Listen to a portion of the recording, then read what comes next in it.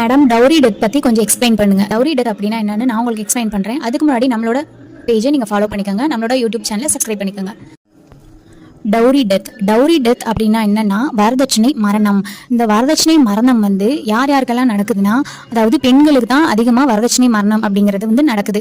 1961 வந்து இந்தியன் கான்ஸ்டியூஷன்ல, அதாவது இந்திய அரசியலமைப்பு சட்டத்தில் 1961 வரதட்சணை வந்து வாங்குவது தப்பு, கொடுக்கறது தப்பு அப்படின்னு சொல்லி ஒரு ரூல்ஸ் வந்து கொண்டு வந்தாங்க, ஒரு சட்டம் வந்து கொண்டு வந்தாங்க. இந்த சட்டம் கொண்டு வந்ததுக்கு அப்புறமாவும் கூட நம்ம இந்தியாவில் வந்து பெரும்பாலான பெண்கள் வந்து இந்த வரதட்சணை கொடுமையால வந்து இறந்து போறதுனா அவங்க உடம்புகளில் வந்து காயப்பட்டு தீ குளிச்சு அதே மாதிரி சூசைட் பண்ணி இந்த மாதிரிலாம் தற்கொலை பண்ணி அந்த பெண்கள் வந்து இறந்து போறாங்க.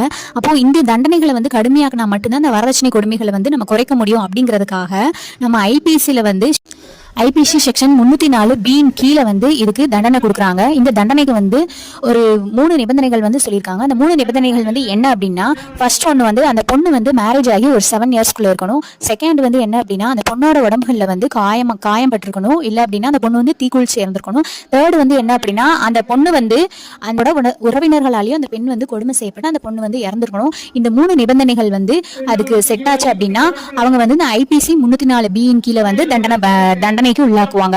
என்ன தண்டனை கொடுப்பாங்க அப்படின்னா, இந்த வரதட்சணை மரணத்தால ஒரு பெண் இறந்திருக்காங்க அப்படின்னா அவங்களுக்கு வந்து அவங்களோட யார் இறக்க காரணமா இருக்காங்களோ அவங்க ஹஸ்பண்டுக்கும் அவங்க ஹஸ்பண்ட் வீட்டில் இருக்க உறவினர்களுக்கும் 7 வருஷம் சிறை தண்டனை பிளஸ் லைஃப் இம்ப்ரிசான்மெண்ட், அதாவது ஆயுள் தண்டனை கூட சில நேரம் கொடுக்கலாம். தண்டனை வந்து ஒருவேளை கடுமையா இருந்தா 7 வருஷம் சிறை தண்டனை பிளஸ் ஆயுள் தண்டனையா கூட அது மாறலாம். அதுக்கப்புறம் வந்து இதை வந்து வரதட்சணை மரணம் தான் அப்படின்னு சொல்லி எவிடன்ஸா கரெக்டா கொடுத்து ப்ரூவ் பண்ணிட்டாங்க அப்படின்னா அந்த எவிடன்ஸ் ஆக்ட் 113B படி அவங்களுக்கு வந்து தண்டனை கொடுப்பாங்க. இதை பத்தி மோர் வீடியோஸ் நீங்க தெரிஞ்சுக்கணும் அப்படின்னா நம்மளோட சேனலை லைக் பண்ணுங்க, ஷேர் பண்ணுங்க, சப்ஸ்கிரைப் பண்ணுங்க. தேங்க்யூ.